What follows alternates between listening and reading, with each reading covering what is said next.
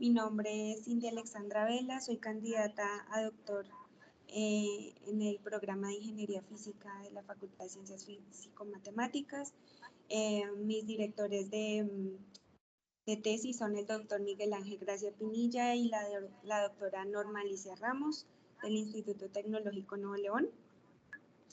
El título de nuestro trabajo se denomina Estudio de los nanocomposites de nitruro de carbono grafítico y su aplicación en la remoción de contaminantes acuosos. En este sentido, digamos que lo que nos atrajo para realizar este proyecto es que en las últimas décadas la energía solar ha traído mucha atención científica porque es una forma de energía sostenible, limpia, inagotable y que aún no se aprovecha al máximo. Por lo tanto, la búsqueda de materiales nanoestructurados que sean ecológicos y ambientalmente amigables, que sean de fácil síntesis, que en lo posible tengan una síntesis menos complicada y que no involucre solventes tóxicos, y que además de ello puedan aprovechar la energía solar y convertirla en formas útiles como electricidad o como una manera para impulsar reacciones fotoinducidas para la remoción de contaminantes ambientales en medio acuoso. En ese sentido, nosotros propusimos en nuestro trabajo hacer la degradación de dos contaminantes orgánicos que son denominados contaminantes emergentes. En este caso lo hicimos con paracetamol, que es un antipirético muy usado digamos que en la República Mexicana y a nivel global. Y también el antibiótico ciprofloxacino, que son materiales muy difíciles de degradar y que a la vez pues se permanecen en agua en altísimas concentraciones. Se ha visto que la concentración de paracetamol en los últimos 5 años prácticamente ha subido 100 veces en los residuos en las aguas residuales hospitalarias, en un estudio que se hizo reciente en el año 2021 en la Ciudad de México. Entonces, en ese sentido, nosotros propusimos realizar varias síntesis de nitroros de carbono, grafíticos autodopados con nitrógeno mediante la copolimerización de un precursor mayoritario, como lo fueron melamina, urea y tiourea, y establecimos ciertas concentraciones de glicina, que es un aminoácido, en la que nosotros propusimos que se iba a dar un autodopaje de nitrógeno para evaluar las propiedades de esos polímeros orgánicos y observar si esa adición de glicina me iba a mejorar, favorecer, digamos, la movilidad electrónica de los electrones, y así me iba a favorecer la oxidación o la reducción de nuestro sistema de los dos componentes. ¿Okay? ¿Por qué se usa o porque últimamente se ha estudiado mucho el nitruro de carbono? Porque es digamos que un material que es muy fácil de obtener, su síntesis es sencilla y fuera de eso es muy estable a altas temperaturas, es casi inerte, ácidos corrosivos, a cambios de pH, lo que nos permite ser muy versátiles en el momento de usarlo. ¿Ok? Entonces seguimos. Digamos que se dice que el nitruro de carbono grafítico, su estructura no está muy bien dilucidada porque depende mucho de la temperatura de calcinación, de los precursores iniciales, de cuál es el grado de polimerización, de cuáles son las condiciones. Entonces va haciendo pequeñas variabilidades en las condiciones de reacción. Vamos a obtener, digamos que polímeros con mayor ramificaciones o que tengan mayor cantidad de S-triacina o de heptacina.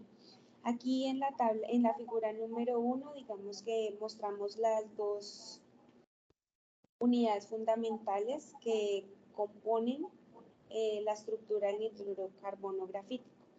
Que prevalezca una sobre la otra también es motivo de estudio actualmente y no se tiene claridad de cómo una puede favorecerse más que la otra. Sin embargo, se ha visto que termodinámicamente es más estable y se favorece más la formación de tris-S-triacina. Entonces, se dice o se conoce que es más favorable su formación y sobre la triacina. Entonces, ¿cuál es la diferencia? ¿Cuál es, digamos que se asemeja mucho a la estructura del grafeno? La diferencia es que tenemos sustituciones de átomos de nitrógeno en la estructura. Entonces, tenemos planos grafíticos biconjugados producidos mediante la hibridación sp2 de átomos de carbono y nitrógeno. Lo que nos favorece, digamos, la formación de capas que están apiladas y que tienen una fuerte interacción entre las bandas, fuerte interacción entre las capas mediante fuerzas de Van der Waals. Entonces, aunque es una ventaja, también es un impedimento para poderlos usar. Entonces hay que hacerle un post-tratamiento después de la síntesis, que lo vamos a ver ahorita más adelante. En este caso, las propiedades electrónicas del nitruro de carbono se le atribuyen mucho a los pares electrones libres que tiene el nitrógeno en la estructura. Entonces tenemos una conjugación, anillos altamente conjugados entre átomos de carbono y nitrógeno que tienen una hibridación sp2 y que constantemente están, digamos que, interaccionando y cambiando los enlaces, tipo benceno. En este caso, digamos que esa propiedad es muy interesante y difiere mucho del grafeno. ¿Okay? En este caso también tenemos, digamos, funciones básicas de Bronsted, porque digamos que los hidrógenos terminales entonces son capaces de cederse fácilmente para aceptar electrones. También tenemos formas básicas de Lewis, en donde, digamos, tenemos que nitrógenos terminales también actúan como pares de electrones atractivos para otras sustancias. También los átomos terminales de nitrógeno me van a favorecer, digamos, que la polimerización completa o incompleta, dependiendo las condiciones que yo le dé al sistema.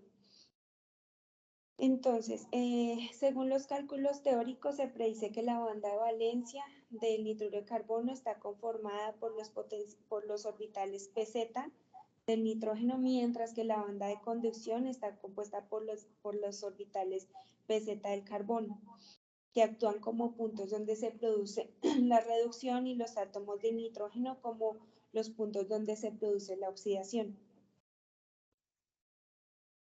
Entonces, nosotros digamos que en primer lugar lo que obtenemos es un polímero de nitruro de carbono grafítico, pero lo tenemos en forma de bulk. Ese va a tener unas ciertas propiedades.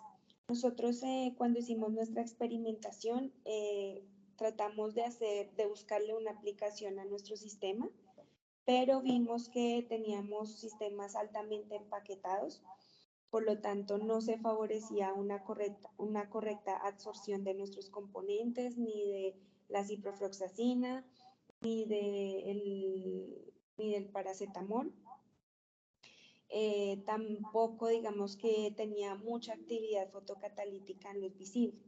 Entonces, nuestra estrategia siempre fue exfoliar y tratar de romper las fuerzas de Van der Waals que mantenían esos empaquetamientos. ¿Para qué? Pues para que, digamos, las capas quedaran mucho más expuestas y pudiéramos tener una mejor distribución de cargas.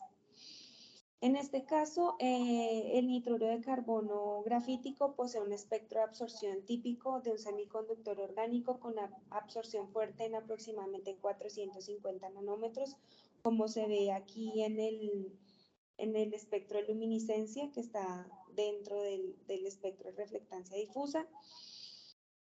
Entonces, digamos que el método de preparación, incluyendo los precursores, la temperatura de condensación, la rampa de temperatura usada, digamos que me permite jugar o variar un poco los límites de absorción de mi sistema. ¿De dónde viene el nitruro de carbono? Pues el nitruro de carbono viene un poco de hace muchísimo tiempo, más o menos en el año 1700, a finales del año 1700, casi en 1800, se hicieron algunos experimentos en donde no se conocía el anión tiocianato y se empezaron, digamos, a descubrir cómo formar diversas sales de tiocianato. Entre esas teníamos, o sea, tenía el isotiocianato de mercurio 2 y lo que se quería producir era gas cianógeno, calentando ese isotiocianato de mercurio. Lo que pasó es que, digamos, ese isotiocianato se mezcló con, digamos que por error, con azufre elemental. Entonces, lo que produjo una cantidad de, de nitrógeno y de sulfuro de carbono, pero se obtuvo un sólido muy abundante tipo piedra pómez, amarillo, y ese, digamos que fue el gran descubrimiento porque fue el polímero orgánico nitruro de carbono grafito. ¿Okay? En ese momento no se le dio tanta importancia, sin embargo, más adelante se vio que era una estructura que tenía una fórmula con carbono, hidrógeno y nitrógeno. Y algunos de ellos, como Leibniz, lo nombró como melam, y melamina, que son los intermediarios de esa reacción. Y se determinó su fórmula estructural. Entonces, aquí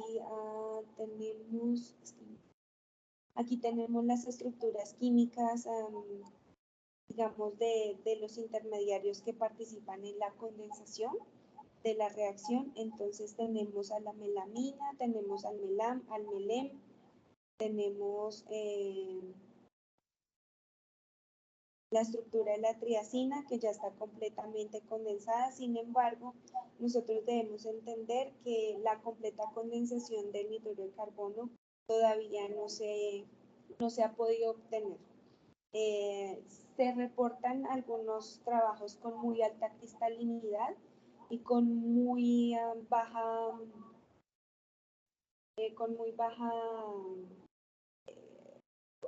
digamos, una polimerización muy elevada, pero todavía digamos que la estructura química como tal del C3N4 está en discusión porque no se considera que sea una fórmula correcta para describir este sistema, debido a que es un polímero orgánico.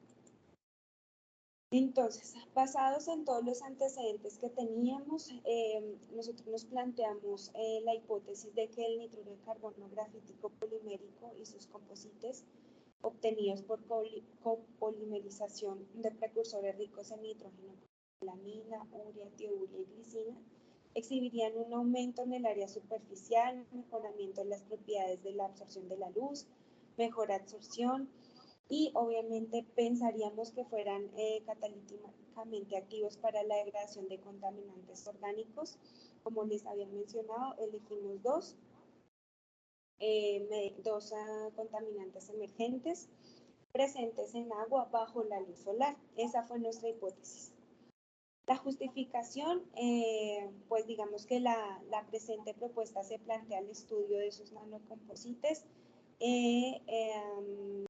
vertidos en los efluentes de aguas hospitalarias. Muchas veces la degradación digamos, de estos elementos mediante la descontaminación en las plantas potabilizadoras hace que tengan acceso o que, por ejemplo, el paracetamol reaccione y sus productos de degradación reaccionen con el cloro y se forman estructuras cloradas que son mucho más contaminantes que el mismo paracetamol. Debido también a la escasez del agua aquí en el estado de Nuevo León en general, tenemos que buscar estrategias para cuidar, digamos, descontaminar de manera eficiente esas aguas, digámoslo así, que tienen no solo contaminantes metales, sino que hemos visto que vienen medicamentos en muy altas concentraciones, más altas de las permitidas. Entonces nos permitiría entender cómo es el mecanismo de reacción, cómo modificar nuestro sistema de nitruro de carbono y hacia dónde podríamos ir cambiando sus propiedades en pos de la degradación de un cierto target. Obviamente esas altísimas concentraciones de estos medicamentos pues contribuyen a un desequilibrio ambiental en los diversos sistemas acuáticos. Por lo tanto, necesitamos implementar procesos eficientes para la degradación y en lo posible una alta mineralización de los componentes de estos contaminantes orgánicos.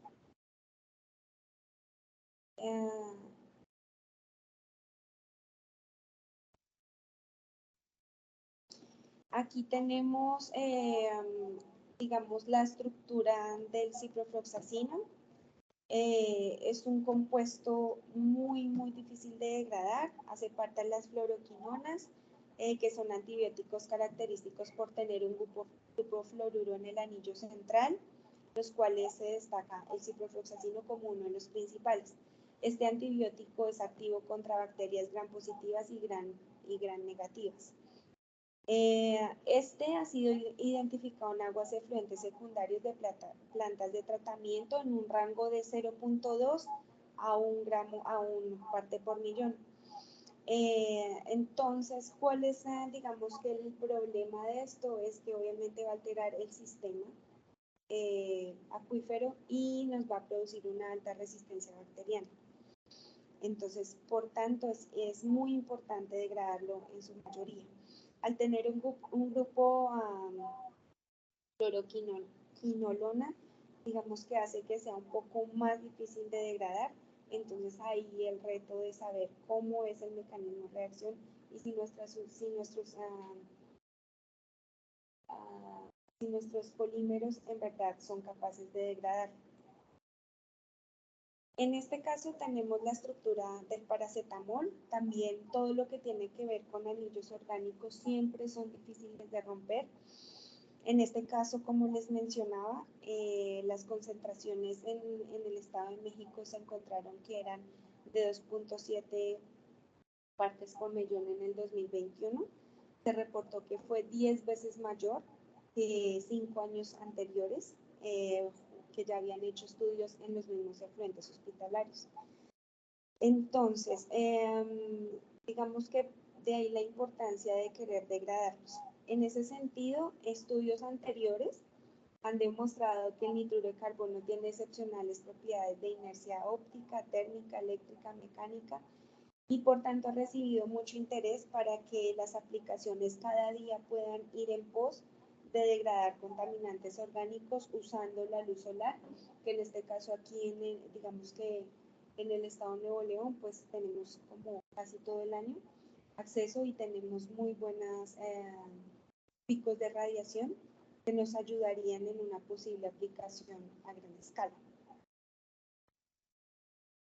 Entonces, como objetivo general, nos planteamos estudiar los mecanismos de reacción en la interfaz de los nanocomposites de nitruro de carbono, así como su eficiencia en la remoción de paracetamol y ciprofloxacino como contaminantes presentes en agua bajo luz solar. Y como objetivos específicos, pues estuvo el diseñar el esquema síntesis para la obtención de nitruros de carbono grafíticos poliméricos a granel, a partir de diferentes precursores, como les había mencionado. Entonces lo que hicimos fue como un autodopaje en donde teníamos precursores mayoritarios, conocidos, ya estudiados previamente, pero con los que hicimos un dopaje de concentraciones muy pequeñas del aminoácido glicina. Entonces, modificar las estructuras mediante la exfoliación líquida asistida por ultrasonido para la obtención de nanoláminas. Ese era nuestro segundo paso más importante, tener una obtención óptima de nanoláminas. Entonces, para ello se tuvo que buscar el solvente adecuado, la técnica adecuada, las características adecuadas y encontramos que la exfoliación líquida asistida por ultrasonido pues fue la mejor opción y que el mejor solvente para ello fue el alcohol isopropílico. La caracterización química y estructural de mediante diferentes técnicas como la difracción de rayos X, la fotoluminiscencia, la espectroscopía de reflectancia difusa, la espectroscopía infrarroja, Raman, XPS está pendiente, y la fotoluminiscencia. Entonces, también, pues obviamente, evaluar la actividad fotocatalítica bajo luz solar de los nanocomposites en la degradación de estos dos contaminantes. Bueno, digamos que como una estrategia metodológica, entonces primero tratamos de sacar todo lo que correspondía a la síntesis. Fueron muchísimas muestras, fueron más de 60 muestras de síntesis en las que teníamos varias, teníamos diferentes características. Teníamos por un lado los diferentes precursores con la glicina en diferentes proporciones.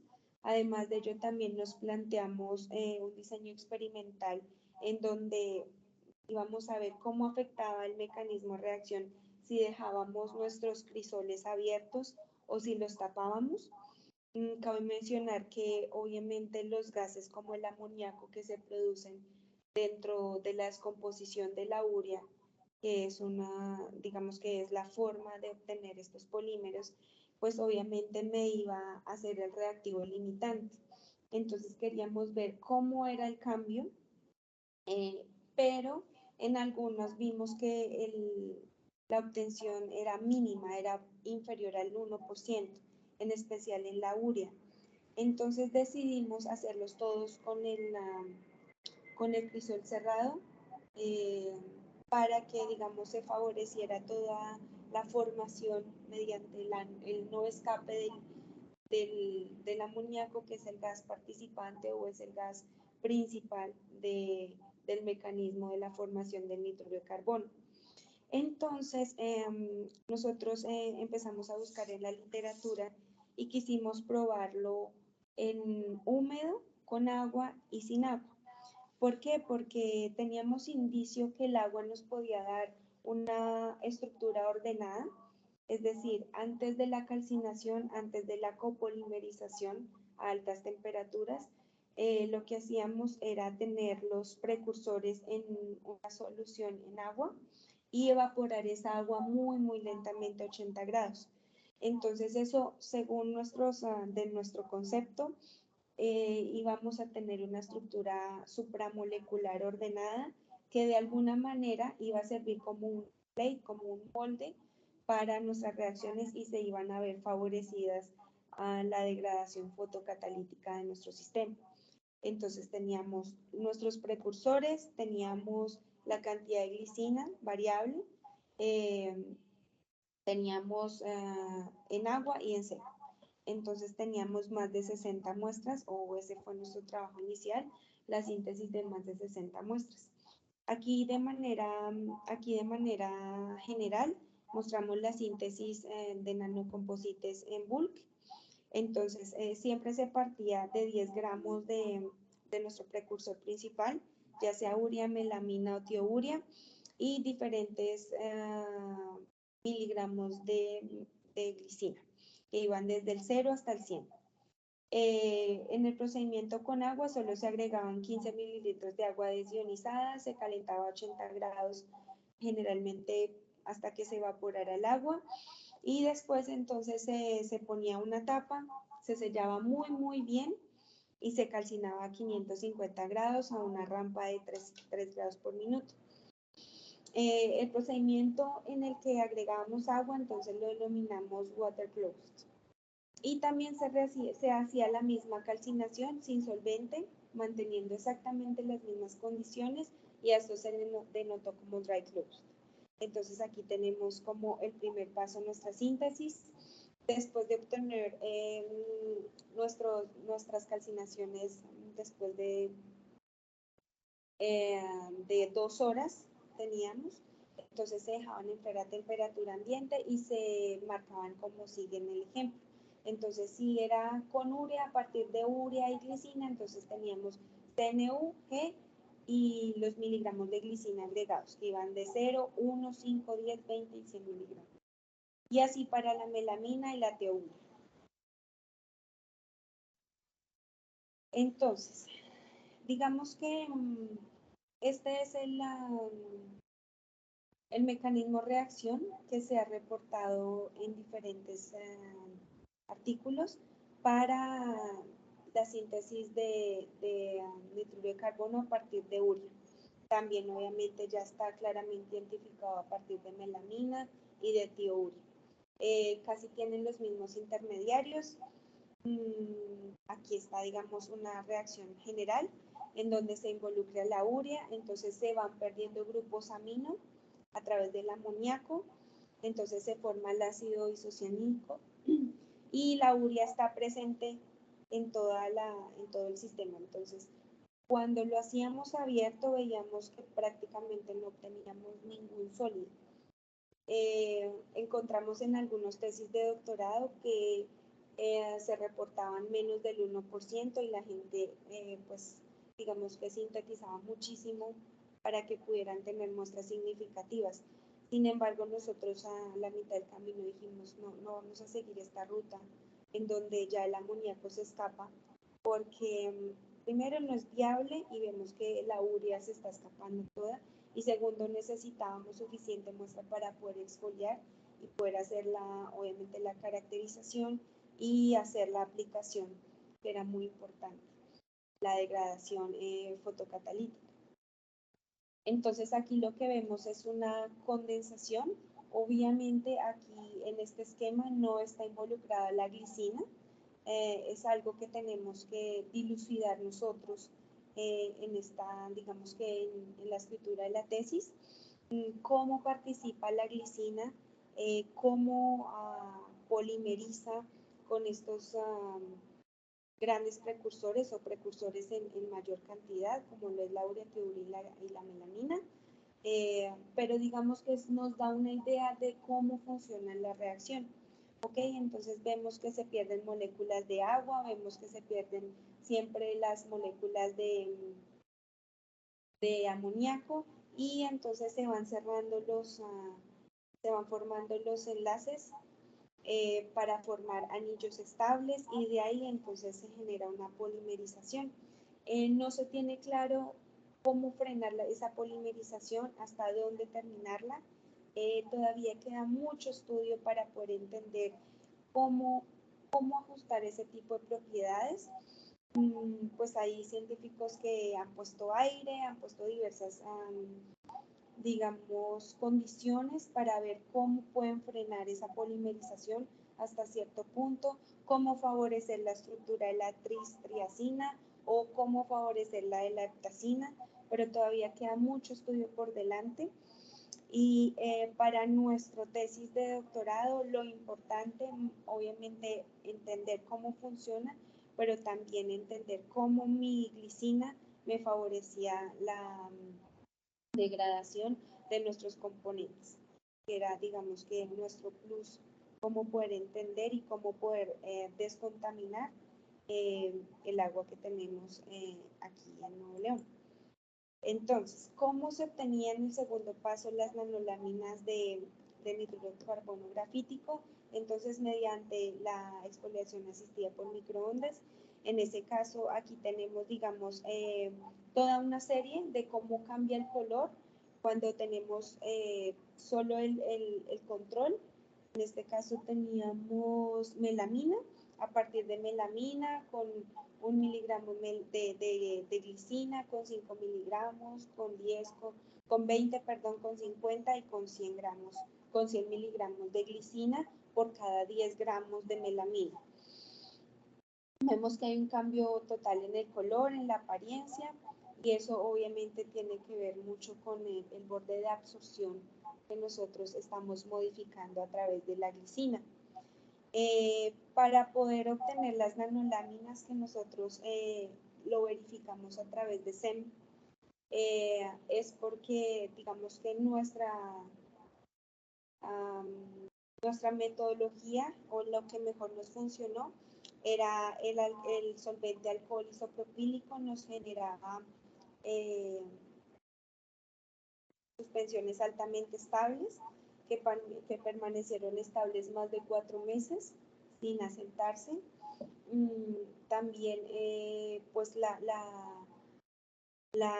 el ultrasonido tenía que usarse durante 24 horas, o sea, tenía que sonificarse cada muestra durante 24 horas, centrifugarse a 5.000 revoluciones por minuto, lavar y lavar muy bien, porque el alcohol isopropílico también, digamos que era un scavenger eh, para atrapar electrones, entonces no queríamos que obviamente fuera un protagonista en el momento de hacer la reacción de aplicación, ¿no?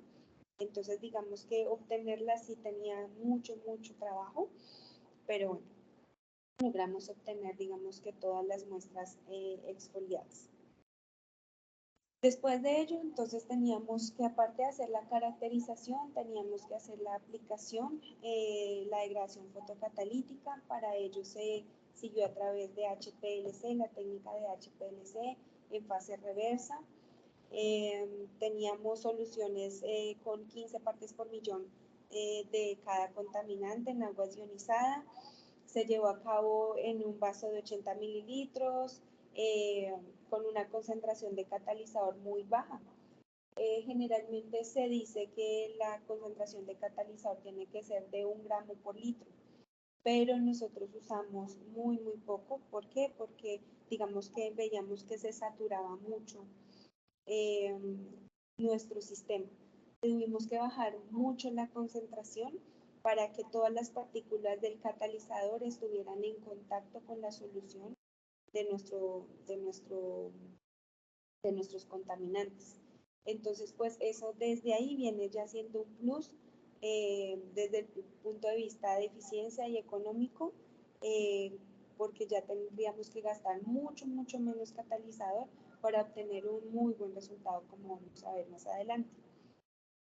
Obviamente, antes de hacer la degradación fotocatalítica, teníamos que hacer favorecer el equilibrio de absorción, que se hacía durante media hora en oscuridad y con agitación constante también. Para la toma de muestras para seguimiento de reacción, de la cinética reacción, nosotros tomamos una alícuota de 1 mililitro, se filtraba con 1 milipore, y digamos que eso era lo que nosotros íbamos a medir en el HPLC. Entonces, por reacción generalmente teníamos 10 muestras por cada catalizador. Entonces, para este punto nosotros ya teníamos el valor de Van Gogh, teníamos el valor de pH de carga cero, que ya lo vamos a ver más adelante cómo se determinó.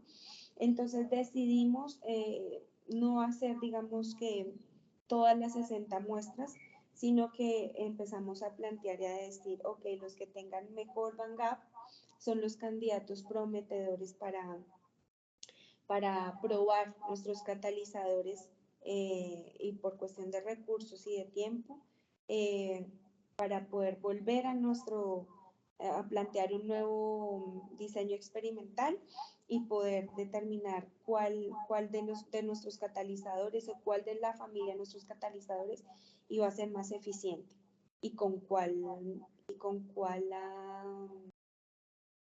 medicamento.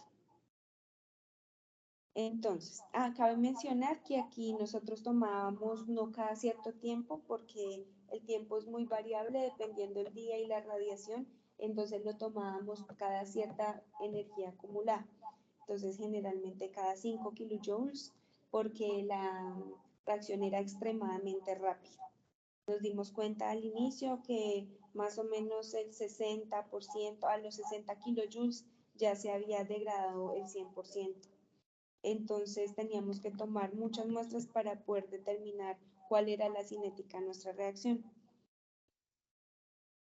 No sé si pueden ver aquí, pero tenemos una tabla en donde tenemos nuestras muestras, tenemos nuestra notación, las condiciones de experimentación, el porcentaje de rendimiento, el Van Gogh y el pH de carga cero. El Band Gap se midió por reflectancia difusa, entonces se aplicó el método que era más conveniente y con el cual se obtuvo una mejor linealidad. Y el pH de carga cero, digamos que para cada uno de los sólidos se hizo un barrido de pH. Entonces se hizo un buffer desde pH 3 hasta pH 10 y se medía obviamente el pH inicial, se agregaba lo mismo, 0.125 miligramos por litro y dejábamos 24 horas en equilibrio, en agitación constante y al final de esas 24 horas volvíamos a leer el pH final. Entonces, para cada una de nuestras sustancias, de nuestras 60 muestras, teníamos que medir el pH inicial y el pH final de 10 muestras de buffer aproximadamente y así construíamos nuestra gráfica de pH de carga cero y podíamos determinar cuál era el pH al cual las cargas, la suma de cargas positivas y negativas iban a estar en equilibrio y así me iba a permitir conocer y entender a qué pH debía trabajar dependiendo mi contaminante y las condiciones de reacción. Como pueden ver, la mayoría de nuestra pH de carga cero nos dio cerca a la neutralidad, por lo tanto nos es una ventaja muy grande porque nos permite trabajar prácticamente con las condiciones adecuadas sin necesidad de agregar ácido ni base. Entonces es una de nuestras ventajas, las ventajas de este material. Si ustedes pueden ver, el Band Gap, también tenemos Band Gap muy buenos. Generalmente siempre se compara con respecto al dióxido de titanio, que es cerca al 3,2 electronvolts. Y aquí tenemos en su mayoría, el control es en 2,8. El control, digo yo, es el nitruro de carbono grafítico a partir de los precursores mayoritarios, urea, melamina y tiourea, y ya con el dopaje en su mayoría baja mucho. Entonces tenemos valores hasta de 2,5, 2,7. Entonces vemos que, digamos, sí podemos modular el Band Gap, lo que nos permitía entender que íbamos a tener una potencial aplicación en luz solar visible. Íbamos a aprovechar tanto la luz ultravioleta como la luz visible de la energía solar. Entonces, desde ahí ya vimos que teníamos sólidos poliméricos como candidatos prometedores para la fotodegradación de contaminantes orgánicos. Entonces, aquí algo de caracterización, no voy a mostrar todas las técnicas por cuestiones de tiempo, pero digamos que aquí tenemos toda la serie de urea, que es el control, en dry close, quiere decir sin agua, únicamente pesando la urea y la glicina con el peso correspondiente, y entonces eso nos iba a permitir entender si teníamos la huella dactilar de nuestro sistema y lo que habíamos sintetizado en efecto si era el nitruro de carbono grafítico. Entonces tenemos, digamos que aquí yo hice la tabla de asignación de las principales bandas. Entonces tenemos los modos de vibración y flexión del estiramiento característicos de la unidad de triacina. Estas bandas son muy importantes, que están en 898, en 1456 y cerca de 1400. Estas bandas me permiten entender que yo obtuve o que se obtuvo en todos los casos la formación del nitruro de carbono grafítico. También tenemos algunos modos de estiramiento del grupo amino. Tenemos el modo de respiración de la heptacina. Entonces, como vemos que está en 734, es una banda muy característica también. Entonces, como vemos, tenemos una mezcla de las dos estructuras, tanto de la heptacina como de la triacina. Entonces, digamos que aquí ya pues es otra forma de entender que a partir de urea y glicina obtuvimos nuestros nitruros de carbono grafíticos y que la adición de glicina no me afecta en nada la formación de mi material, que siempre, a pesar de que el porcentaje sea elevado digo yo, porque únicamente estuvimos del 0.01 de glicina al 1% de glicina, que era el G100. ¿Ok? Entonces, esos contenidos de glicina me permitían seguir obteniendo el nitruro de grafito carbono como entidad. En este caso, entonces tenemos la melamina y también tenemos las bandas asignadas para la flexión y el estiramiento de unidades de triacina. Tenemos también la respiración del anillo de ptacina, los modos de vibración de los enlaces carbono-nitrógeno. Tanto en la urea como en la urea y en la melamina, y aquí tenemos tiourea. Nosotros pensábamos que teníamos algún tipo de residuo de azufre, por lo menos en la tiourea. Entonces queríamos saber si en alguno de esos átomos de azufre que pudieran haber quedado ahí, que hubiesen de pronto quedado dentro de la red del nitruro de carbono grafítico, se podían ver mediante espectroscopía infrarroja. No podemos asegurar con certeza que no haya átomos de azufre en el caso específico de la tiourea y la glicina, porque digamos que la técnica infrarroja no me permite dilucidar hasta ese punto. Sin embargo, sí me permite entender que tenemos, digamos, una banda un poco diferente, la banda del 2361, que no se veía en los dos anteriores casos.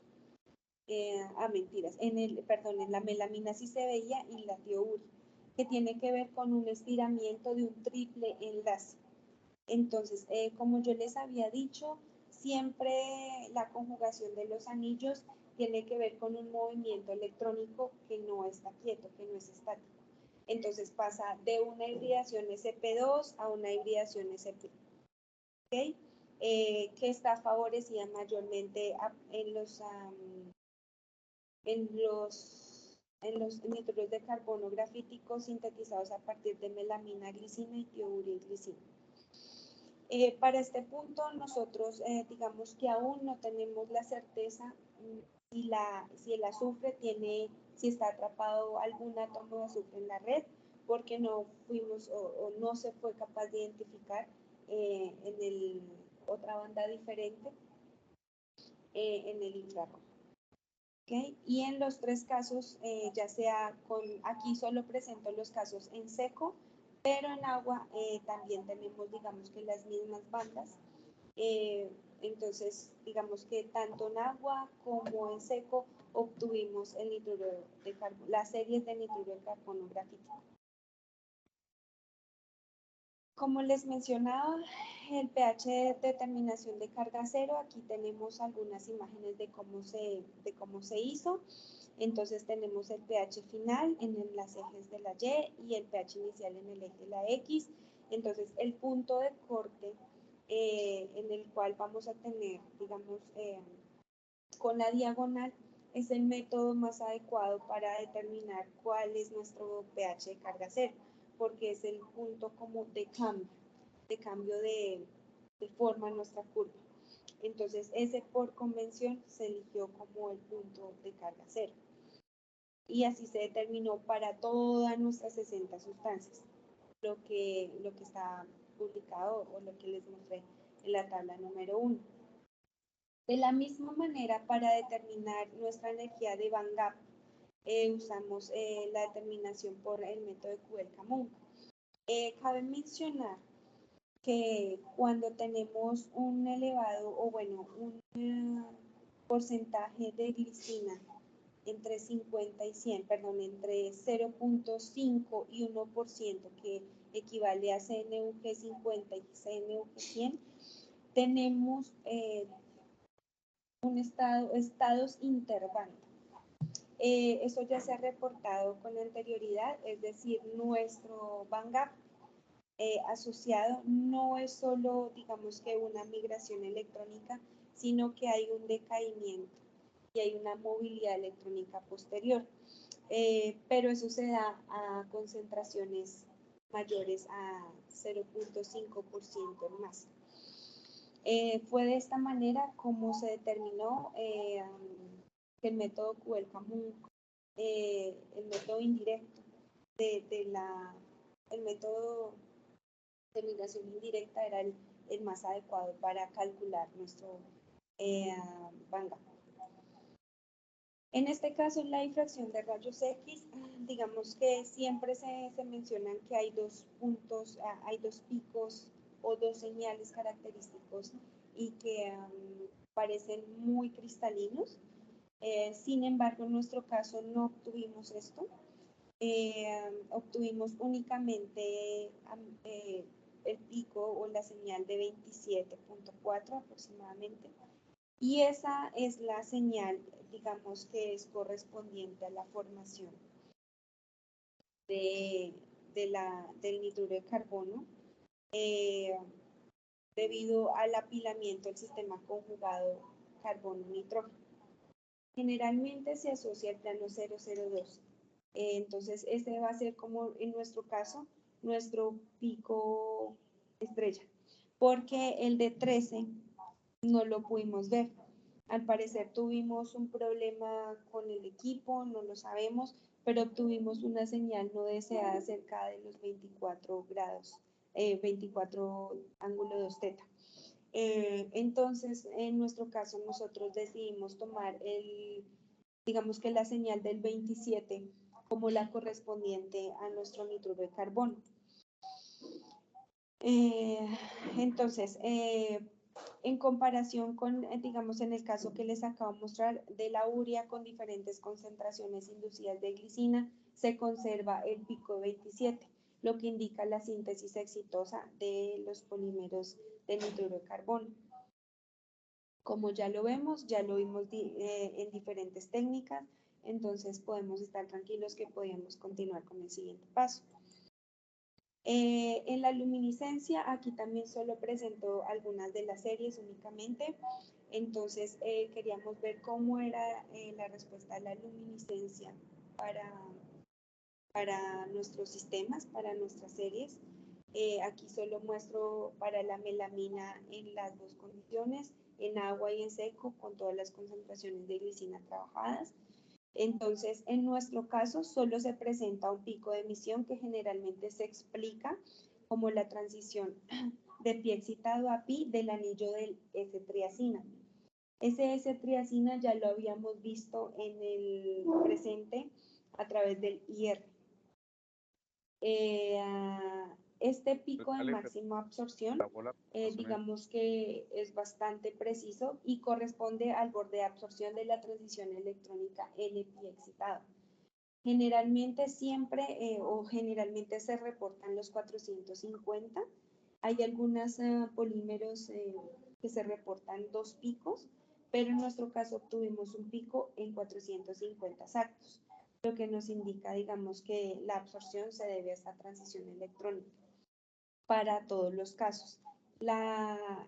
Digamos que la inducción de glicina en nuestro sistema no nos cambió, digamos, ese borde de absorción. Sin embargo, sí nos cambia nuestra movilidad electrónica, porque aquí, digamos que tenemos que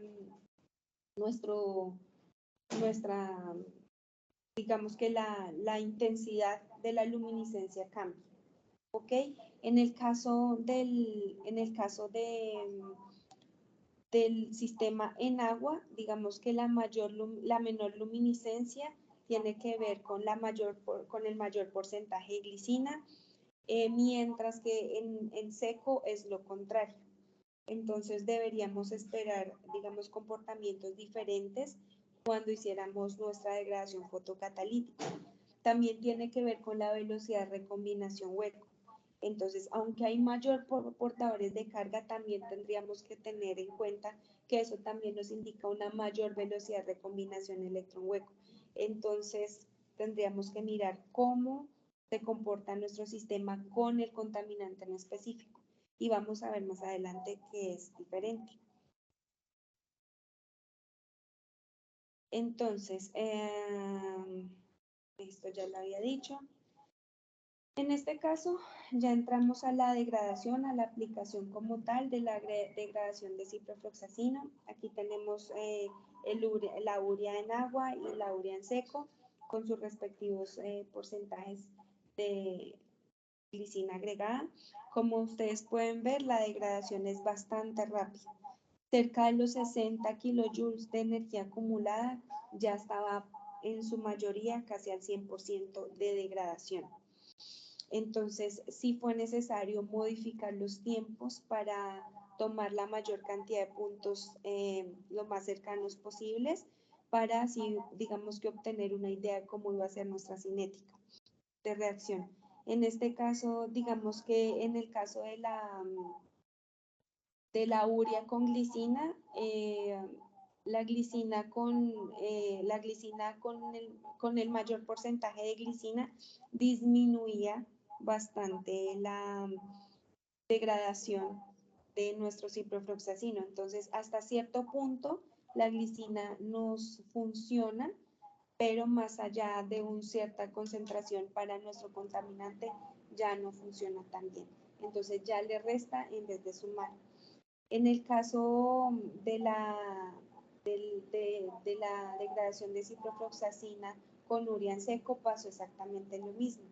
Entonces, en estos casos, en la urea, lo mejor es usar o el control o una concentración muy, muy baja de glicina. En este caso, ¿es la misma? Creo que puse la misma.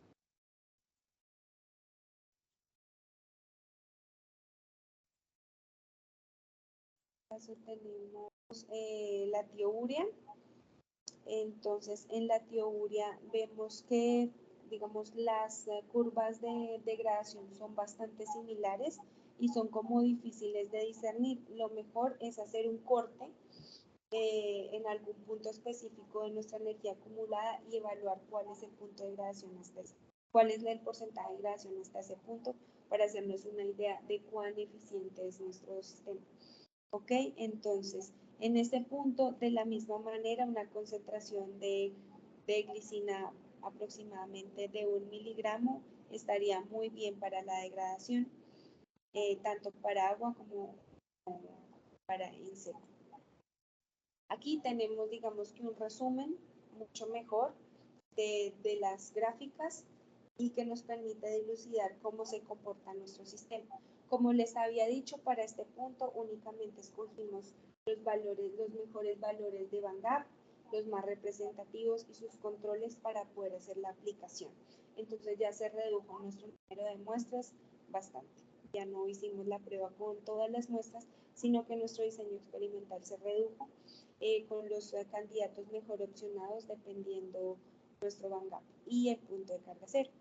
Ok, entonces aquí nosotros hicimos el corte a 100 kilojoules y en dry close, en water close, entonces tenemos que obviamente la degradación de paracetamol fue muy inferior a la degradación de ciprofloxacina. Nuestro sistema es mucho más selectivo y mucho más eficiente para la degradación de ciprofloxacina. A pesar de que la degradación pareciera ser más difícil por tener un átomo de flúor en un anillo principal, parece que nuestro sistema interacciona mucho mejor que con el paracetamol.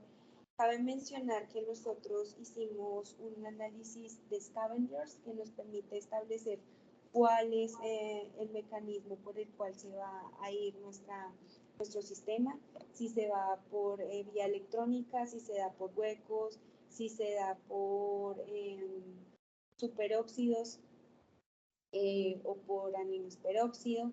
Y digamos que en los dos, no lo voy a mostrar aquí, pero en los dos casos se va por mecanismos diferentes. Entonces eso tendríamos que explicarlo y saber por qué, cuál es el mecanismo o al menos dilucidar un poco cuál puede ser el mecanismo del rompimiento de nuestro sistema. También hicimos experimentos de absorción. Como ven, digamos, algunos experimentos de absorción no fueron muy óptimos.